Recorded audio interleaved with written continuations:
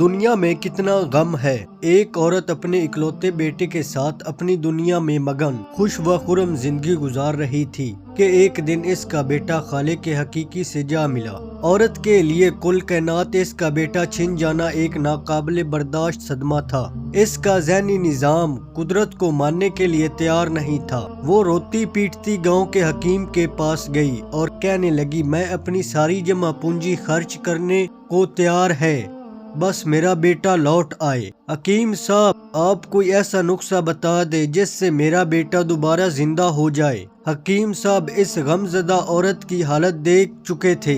کافی سوچ بچار کے بعد حکیم بولا، ہاں ایک نسخہ ہے تو صحیح۔ علاج کے لیے ایک ننھے سے سرسوں کے بیج کی ضرورت ہے جو کسی ایسے گھر سے لیا گیا ہو جس گھر میں کبھی غموں کی پرچھائی تک نہ پڑی ہو۔ عورت نے کہا، یہ تو کوئی مسئلہ ہی نہیں، میں ابھی جا کر لاتی ہوں۔ عورت کے خیال میں اس کا گاؤں ہی تو وہ جگہ تھی جس میں لوگوں کے گھروں میں غم کا گزر نہیں ہوتا تھا۔ بس اسی خیال کو دل میں سجائے اس نے گاؤں کے پہلے گھر کا دروازہ کھٹکھٹایا۔ اندر سے ایک نوجوان عورت نکلی۔ اس عورت نے اس سے پوچھا، کیا تیرے گھر نے کبھی غم تو نہیں دیکھا؟ یوں ہی عورت کے چہرے پر ایک تلخی سی نمودار ہوئی۔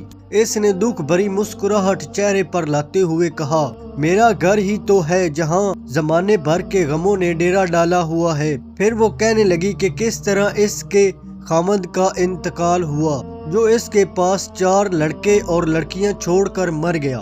آج کل وہ گھر کا سازو سامان بیچ کر مشکل سے گزارا کر رہی ہے۔ اب تو بیچنے کے لیے بھی ان کے پاس کچھ سامان بھی نہیں۔ اس عورت کی داستان اتنی دکھ بھری اور غمگین تھی کہ وہ عورت اس کے پاس بیٹھ کر اس کی غم کساری اور اس کے دل کا بوجھ ہلکا کرتی رہی۔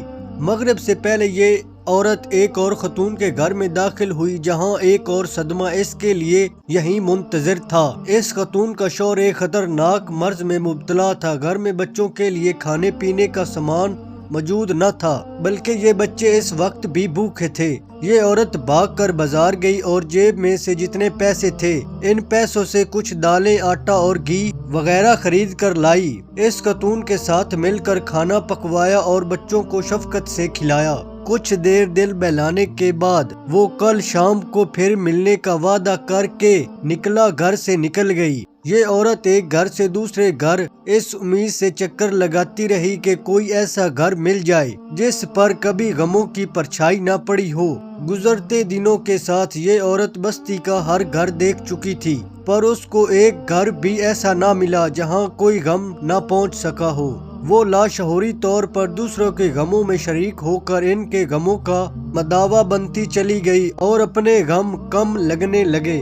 بستی کے حکیم نے اسے اپنا غم بھلانے کے لیے ایسا مثالی نسخہ تجویز کر دیا تھا جس میں سرسوں کے بیج کا ملنا تو ناممکن تھا مگر غم پر قابو ضرور پا سکتی تھی۔ غموں پر قابو پانے کا جادوئی سلسلہ اسی لمحے شروع ہو گیا تھا جب وہ بستی کے پہلے گھر میں داخل ہوئی تھی۔ کسی کی خوشیوں میں شریک ہونے سے اس کی خوشیاں دگنی ہو جاتی ہیں اور غموں میں شریک ہونے سے اپنے غم آدھے رہ جاتے ہیں۔ دنیا میں کتنا غم ہے، میرا غم کتنا کم ہے۔